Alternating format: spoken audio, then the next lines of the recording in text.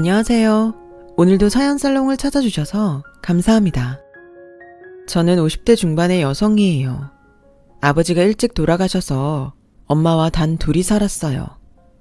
제가 중학교 다닐 때에는 엄마한테 재혼자리도 들어왔었는데 엄마는 저만 있으면 된다고 전부 거절하셨어요. 저는 엄마가 보험 설계사를 하시면서 혼자 고생하시는 게 마음이 안 좋았어요. 엄마, 만나라도 봐. 왜 보지도 않고 다 거절해? 좋은 사람인지 아닌지 만나봐야 알지. 됐어. 너는 그런 일에 신경 쓰지 마. 다른 집 애들은 엄마 재혼한다면 싫어한다는데 넌 왜 그래? 그거야. 엄마 혼자 너무 고생하니까 좀 편해지라고 그러는 거지. 엄마 끄떡 없어. 넌 그런 걱정하지 말고 공부만 열심히 해. 나중에 알게 된 건데 엄마는 혹시라도 재혼했다가 저한테 더 상처를 줄까봐 안 하신 거였어요. 남자 집에서 저를 홀대하거나 무시하면 어떡하냐고요. 저는 그런 엄마 마음을 알고부터 더 엄마한테 고마웠어요. 엄마 고생을 조금이라도 덜어드리고 싶었고요. 그래서 전문대 금속공예과에 갔죠. 손으로 꾸미고 만드는 걸 좋아했기 때문에 그쪽 진로를 생각하고 간 거였어요. 엄마는 제가 4년제에 가지 않은 걸 아쉬워하셨지만 전 상관없었어요. 하루라도 빨리 엄마 짐을 나눠서 지고 싶었거든요. 저는 대학 내내 죽었다 생각하고 열심히 공부하고 여러 자격증을 땄고 그 덕분에 졸업하고 바로 취직할 수 있었어요. 공예 단추나 브로치를 만드는 회사였는데 중소기업치고는 꽤 규모가 있었어요.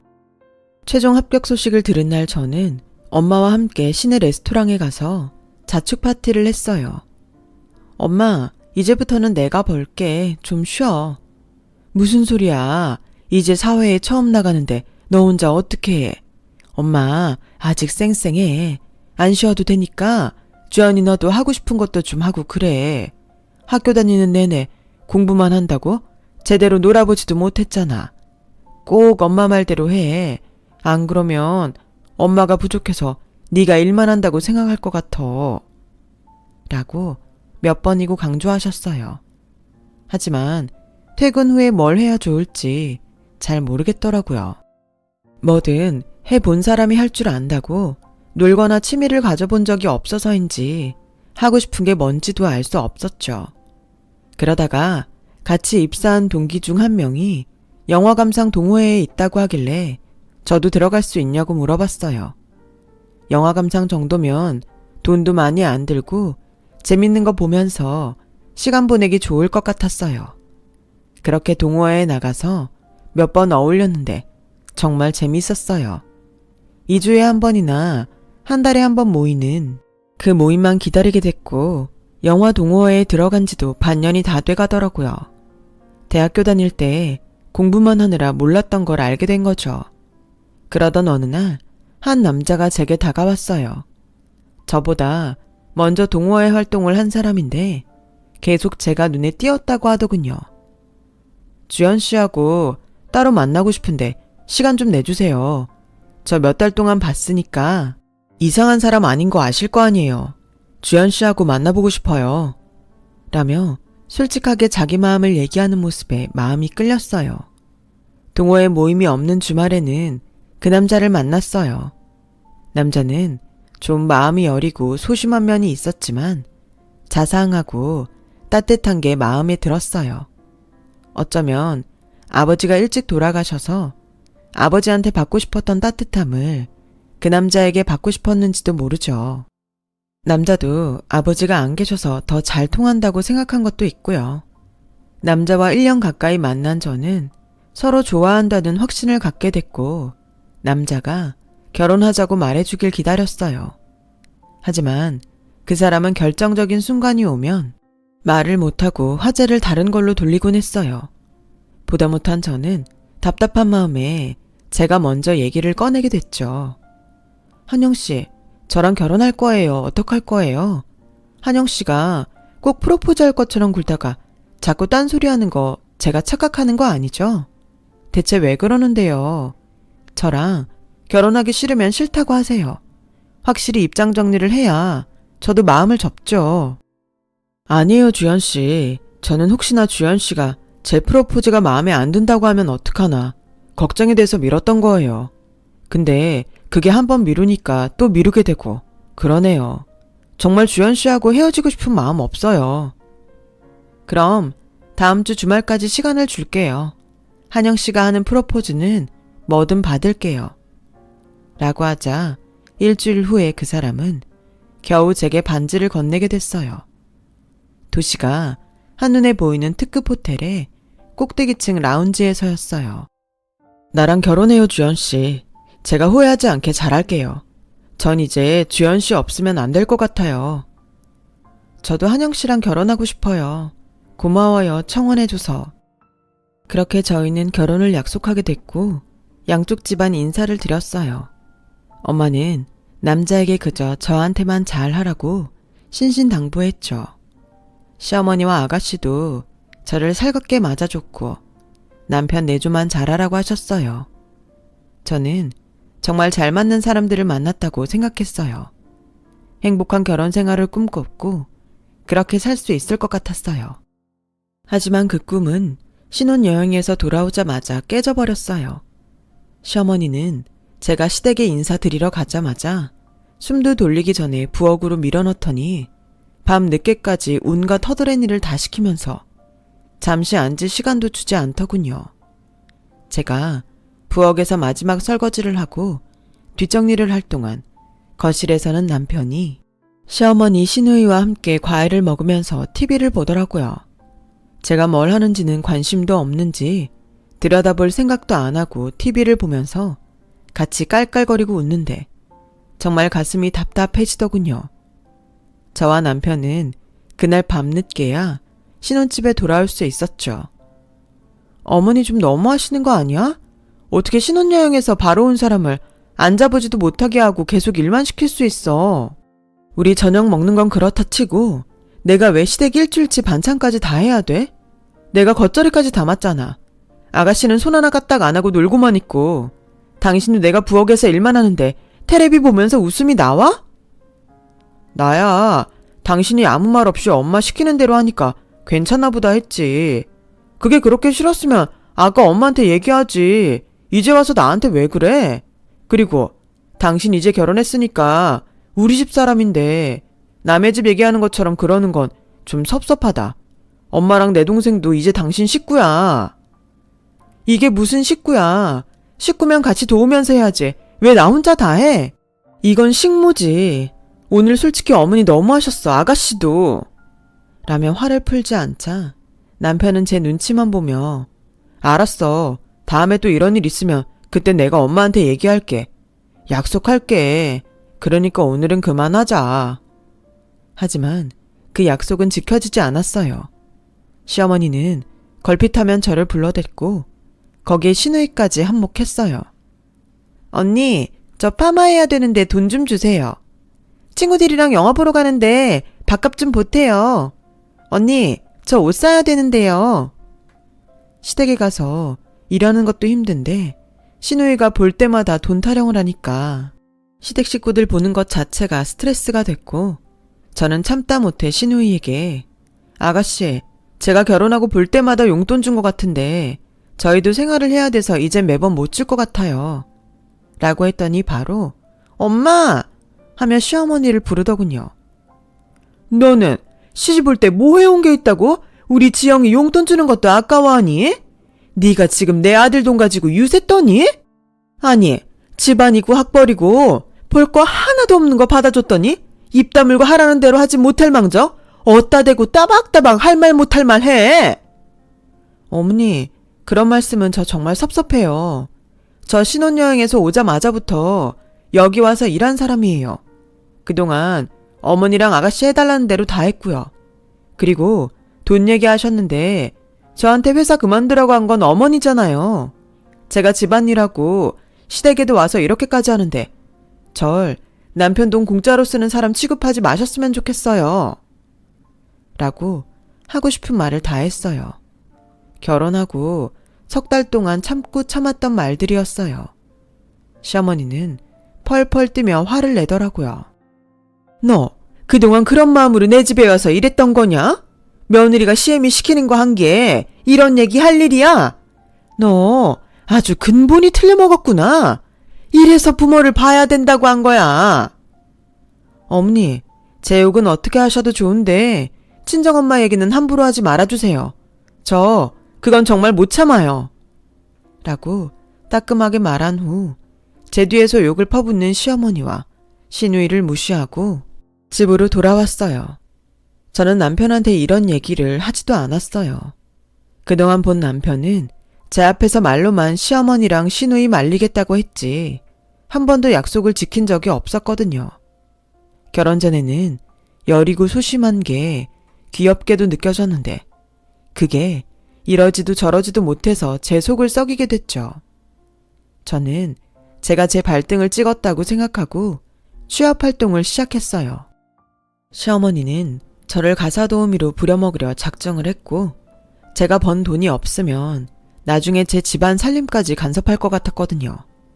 회사를 그만둔 지 몇 달 안 돼서인지 다행히 전에 회사 경력으로 취직을 했어요. 대기업에 금속 액세서리를 납품하는 회사였어요. 제가 다시 출근을 시작하자 처음에는 여자가 집에서 살림 안 하고 바깥으로 돈다며 욕만 하던 시어머니도 어쩔 수 없이 저한테 지고 말았어요. 회사에 나가니 시댁과 남편의 스트레스에서 풀려나 해방된 기분이었어요. 회사에서 불편한 일이 생겨도 차라리 그게 낫더라고요. 그러던 중에 친정엄마 생일이 됐고 저는 남편과 엄마 이렇게 셋이 저녁을 먹으려고 고급 한정식집에 예약을 했어요. 그런데 퇴근을 하고 한정식집에 간 저를 기다리는 건 남편과 엄마뿐이 아니었어요. 어떻게 알았는지 시어머니가 나와 있더라고요. 눈치를 딱 보니 남편이 저랑 눈을 못 마주치는 게 지 엄마한테 쪼르르 얘기한 것 같더라고요. 기가 막혀서 말도 안 나오는데 시어머니는 더 황당한 말을 하는 거였어요. 사부인 생일이라니까 제가 오늘은 그냥 넘어가는데요. 쟤도 이제 저희 사람 아니겠습니까? 사부인이 우리 애들한테 뭔가 요구하고 그러진 않았으면 좋겠네요. 제가 뭘 요구하겠어요. 전 둘이 잘 살기만 하면 바랄 게 없습니다. 말씀은 그렇게 하셔도 며느리가 번 돈이 사부인한테 안 들어간다고 어떻게 장담하겠어요? 저랑 안 그런다고 약속하시겠어요? 라는데 저는 화가 나서 지금 뭐 하시는 거예요? 오늘 저희 엄마 생신이에요. 그래서 엄마 축하하려고 만든 자리고요. 어머닌 정식으로 초대받지도 않으셨는데 이렇게 오셔서 그런 말씀이나 하시고 어떻게 이러실 수가 있어요? 그리고 제가 번 돈이에요. 제가 어떻게 쓰든 어머니가 상관할 일 아니에요. 어머니한텐 이 사람 번 돈으로 매달 용돈 드리니까 걱정 마시라고요. 라며 엄마 손을 끌고 나와버렸어요. 엄마도 속이 상했는지 아무 말씀 안 하시더라고요. 저는 엄마한테 비싼 선물을 사서 챙겨드렸지만 이미 망가져버린 기분은 풀리질 않았어요. 그리고 얼마 안 있어 시누이가 남자친구와 결혼을 하겠다며 양가 상견례를 했어요. 시누이 결혼 준비는 큰 문제 없이 잘 돼가는 것 같더라고요. 근데 문제가 터지고 말았어요. 남편이 저한테 아무 말 없이 제 통장에서 돈을 빼서 시어머니한테 준 거였어요. 왜 내 돈을 당신 마음대로 어머니 드려? 지영이 결혼하는데 당신 보고 5천만 대라고 한다는데 내가 당신한테 입이 안 떨어져서 말을 못했어. 그렇다고 남의 돈을 막 빼가? 아니 어떻게 남의 돈이야. 너무하네. 당신 돈이야 우리 집 돈이지. 내가 처음에 회사 관두고 어머니한테 들은 말이 당신 돈 가지고 내가 유세 부린다는 거였는데 우리 돈이면 왜 나한테 그렇게 말을 해? 저는 그 길로 시어머니를 찾아갔어요. 시어머니는 너무 당당하고 뻔뻔하더라고요. 네가 우리 집 며느리 됐다고 우리 명예가 높아졌니? 무슨 득을 봤니? 당연히 네가 먼저 챙길 줄 알았는데 가만히 있길래 내가 한영이한테 말했다. 한영이가 너한테 말도 못 꺼내게 하더라. 아주 남편끼를 팍 죽이고 사는구나. 어머니, 그 돈 안 주시면 저 이혼할 거예요. 이대로 못 살아요. 너 지금 협박하니? 그래, 이혼해. 누가 손해인데? 이혼 그거 여자한테 더 불리한 거 알지? 우리 한영인 결혼한 지 1년도 안 됐고 총각이나 다름없어. 아쉬울 거 하나 없다? 네, 그럼 아쉬울 거 없이 사세요. 라고 한 후 집에 돌아와 짐을 챙겨서 친정으로 가버렸어요. 남편은 저를 찾아오고 전화도 하며 애원했지만 저는 그렇게 우유부단하고 자기 엄마 말만 듣는 사람하고는 더는 살고 싶지 않았어요. 결국 저는 남편과 시댁에 유책 사유를 묻지 않겠다는 조건으로 9개월간의 결혼 생활을 이혼으로 끝냈어요. 그 후 일에만 파묻혀 살았어요. 남자는 쳐다도 보기 싫었고 다시 만나고 싶지도 않더라고요. 그렇게 일에만 미쳐서 살았더니 회사 상무님이 저를 좋게 보시고 독립해 나가면서 저를 데리고 가셨어요. 새로운 회사에서 중견 간부로 일을 시작하게 됐어요. 월급이 많아진 건 아니었지만 인텐시브 약속도 받았고 무엇보다 제가 자유롭게 디자인하고 만들 수 있다는 게 좋았어요. 그러다가 제가 만든 브로치가 유명 패션회사 눈에 들었고 저희는 아주 좋은 조건으로 그 회사에 납품 계약을 하게 됐어요. 저에게는 더 많은 디자인 주문이 들어왔어요. 그걸 바탕으로 우리 회사는 더 많은 매출을 올리게 됐죠. 몇 년 후 회사는 좋은 조건으로 다른 주얼리 회사와 합치게 되면서 덩치가 커졌고 저는 전무 자리에 오르게 됐어요. 대표님, 저 전무는 좀 부담스러워요. 제가 그런 자리에 오를 만한 사람도 아니고요. 무슨 소리야. 김전부 아니면 우리 이렇게 좋은 회사랑 합병되지도 못했어. 충분히 해도 되니까 너무 걱정하지 마. 어려운 일 있으면 내가 도와줄게. 라며 저를 격려해 주셨죠. 엄마는 그런 저를 붙잡고 눈물을 흘리셨어요. 네가 이혼하고 일이 제대로 안 풀리면 어떡하나 걱정했는데 이렇게 잘 된 거 보니 내가 이제 여한이 없다. 마음 놓아도 되겠어. 저는 엄마와 함께 넓고 경치 좋은 집으로 이사를 갔어요. 엄마를 위해서 차도 따로 사고 엄마한테는 운전기사도 붙여드렸죠. 저는 제가 전무라고 해도 그저 직책 이름에 불과한 거니 운전기사가 필요하지 않아 직접 운전하고 다녔어요. 엄마는 마음대로 친구들도 만나시고 여행도 다니면서 즐겁게 사셨으면 했어요. 그리고 저희 회사 신제품을 발표하는 날이 됐어요. 그 중에는 제가 직접 디자인한 귀걸이, 목걸이 세트도 있었어요. 제법 큰 행사여서 특급 호텔에서 진행하게 됐고 저는 엄마와 함께 가기로 했어요. 엄마는 집에서 따로 기사님과 오시기로 했죠. 호텔 주차장에서 엄마를 기다리고 있는데 청소차를 타고 다니면서 쓰레기통을 치우는 남자가 자꾸 저를 힐끗힐끗 보는 거였어요. 좀 신경이 쓰였지만 대수롭지 않게 생각했는데 엄마가 오셔서 보시더니 놀라서 대뜸 이서방? 하시는 거였어요. 그 말에 저도 놀라서 그 사람을 봤죠. 정말 전 남편이었어요.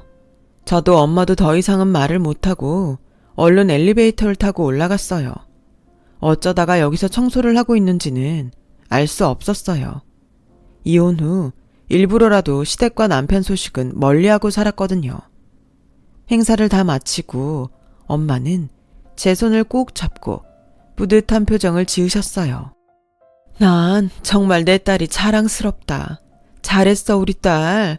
정말 이렇게 잘 살아줘서 너무 고맙다. 무슨 소리야. 이게 다 엄마 덕분이지. 엄마가 그 고생하면서 날 힘들게 키우지 않았으면 오늘 내가 있겠어? 라고 저도 울먹거렸어요. 그렇게 좋은 시간을 보내고 집으로 가려고 주차장에 왔는데 전 남편이 저와 엄마 앞에 나타나서 저희를 가로막는 거였어요. 엄마도 저도 너무 놀랐어요. 이보게, 이게 무슨 짓이야? 이러지 말고 비켜! 장모님, 제가 무슨 짓을 하려는 게 아니에요. 이 사람하고 잠깐만 얘기할게요. 저는 냉정하게 무슨 얘기를 해요? 전 그쪽하고 할 얘기 없어요. 주연아, 그러지 말고 잠깐만. 나 이혼하고 후회 많이 했어. 당신이 내 연락은 하나도 안 받고 만나주지도 않으니까 어쩔 수 없이 이혼한 거지. 정말 이혼하고 싶지 않았다고. 라며 매달리더군요. 그게 언젠데 이제 와서 이래. 그리고 저한테 반말하지 말고 이름도 부르지 마시죠. 저와 이한영 씨는 남남이에요. 아무 사이도 아니라고요. 제가 끝까지 냉정하게 굴자 남편은 어쩔 수 없이 뒤로 물러나더군요. 엄마도 저도 좋은 날 뒤끝이 찝찝한 느낌이 들었어요. 그랬더니 아니나 다를까 며칠 후 정말 깜짝 놀랄 일이 생겼어요. 시어머니가 저희 집 앞까지 찾아온 거였어요. 그것도 제가 없을 때 엄마를 만나러 왔던 거였어요. 저는 회사에서 엄마한테 시어머니가 찾아왔다는 전화를 받고 바로 집으로 갔어요. 시어머니는 집 앞에서 엄마와 실갱이를 벌이고 있었어요. 이렇게 찾아오시면 곤란해요. 저희가 이제 무슨 관계가 있는 것도 아니잖아요. 7년도 더 전에 있었던 일로 왜 이러시나 싶네요. 라는 엄마의 말에 시어머니는 7년이고 10년이고 사람 인연이란 게 그렇게 쉽게 끊어지나요? 그러니까 이렇게 다시 만난 거 아니겠어요? 이러지 말고 돌아가세요. 주연이 와서 보면 난리 나요. 그러니까 사부인이 말씀 좀 잘해주세요. 다시 잘해보자고요. 사부인도 솔직히 이 일에 조금은 책임이 있으시잖아요. 그 말을 듣고 저는 화가 잔뜩 나서 무슨 책임이요? 저희 엄마한테 억지소리 그만하세요. 라며 소리 질렀더니 시어머니는 놀라서 움찔하더군요. 하지만 곧 비굴할 정도로 상냥하게 웃으며 굽신거렸어요. 그동안 잘 지냈구나. 아주 얼굴이 활짝 폈다 얘. 내가 너하고 한영이 다시 잘했으면 해서 그렇게 말한다는 게 좀 지나쳤나 보다. 그럴 일 없으니까 돌아가세요. 다시 찾아오지 마시고요. 대체 집은 어떻게 하신 거예요? 회사의 친척인데 도저히 집을 찾을 수 없다고 했더니 네 비서실로 연결해서 알려주더구나. 너 정말 출세했구나. 비서도 있고. 그건 저희 쪽 실수니까 더는 말 안 할게요. 그만 돌아가세요. 얘 아가 그러지 말고 다시 생각해보지 않을래? 너도 아직 결혼 안 하고 있는 거 보면 우리 한영이 아주 잊은 거 아닌 것 같은데 둘 다 더 늦기 전에 다시 합치는 게 좋지 않겠어? 그래서 애도 낳고 전처럼 우리 집도 오가면서 재밌게 살아야지. 그게 무슨 말 같지도 않은 소리입니까? 라는 엄마의 화난 목소리에 저와 시어머니 둘 다 놀랐어요. 엄마는 지금까지 아무리 시댁에서 기분 나쁘게 굴어도 큰 소리를 낸 적이 없었거든요. 이것 보세요. 댁이 우리 딸한테 어떻게 했는데 그리고 나한테는 뭐 우리 딸 번 돈을 지네 집 돈이니까 나한테 들어오지 말게 하라고? 그리고 댁내를 드나들면서 재밌게 살아? 신혼여행 오자마자서부터 애를 부려먹기만 해놓고 그런 말이 나와? 막말로 우리 딸이 이렇게 성공 안 했어 봐. 당신이 이렇게 저 자세로 나오겠어? 라며 막 퍼부었고 시어머니는 얼굴이 빨개져서 어쩔 줄 모르더라고요. 저는 엄마를 진정시키고 시어머니한테 할머니, 저요. 댁내 아들 못 잊어서 결혼 안 한 거 아니에요. 댁내 집에 너무 뒤여서 다신 남자 쳐다보고 싶지도 않거든요. 할머니 아들은 이번에도 지가 못 오고 할머니한테 얘기해서 등 뒤에 숨었잖아요. 그런 남자를 뭘 믿고 살아요? 지 여동생한테 돈 준다고 마누라 통장 비밀번호 알아내서 몰래 돈 빼돌리는 그런 남자 저 다신 안 만날 거예요. 그리고 당신 같은 시어머니도 다시 보기 싫어. 우리 엄마한테 헛소리 하지 말고 당장 돌아가요. 안 그러면 경찰에 신고하고 법원에 접근금지 명령도 받아낼 거야. 라고 으름장을 놓자 시어머니는 제 손을 붙잡고 내가 정말 잘못했다. 정말 미안해. 저한테 더 이상 반말하지 마세요. 어른이라고 봐드리지 않을 거예요. 라며 엄마와 집으로 들어와 버렸어요. 알고 보니 시댁은 시누이 남편이 사업을 한다고 요리조리 돈을 다 빼먹고 도망가 버렸다고 해요. 그 바람에 전 남편도 대출 빚만 잔뜩 지게 됐고 회사에서는 정리해고 당했다네요. 그래도 먹고 살만했던 집이 하루아침에 무너진 거죠. 그 뒤로도 남편과 시어머니는 몇 번이고 저희 집을 찾아왔어요. 저는 정말 경찰에 신고했고 지구대 경찰들을 본 시어머니와 남편은 그 길로 도망가더니 다신 보이지 않았어요. 저희는 그 집을 팔고 다른 곳으로 이사를 했고요. 그것도 벌써 10년 전 일이네요. 저희 회사는 불경기와 여러 어려운 경제 상황 속에서 규모가 작아지긴 했지만 여전히 잘 해나가고 있어요. 저도 얼마 전에는 친구로 잘 지낼 수 있는 남자를 만났고요. 결혼은 아직도 제게 상처가 커서 하고 싶지는 않습니다. 엄마와 끝까지 잘 사는 게 제 목표랍니다. 긴 얘기 들어주신 분들 모두 감사드려요. 다들 행복하시고 건강하시길 바랄게요. 모두 좋은 하루 되세요. 여러분, 사연 댓글에 응원과 현명한 조언 부탁드려요. 좋아요와 구독은 저에게 큰 힘이 됩니다. 오늘도 좋은 일 가득하세요.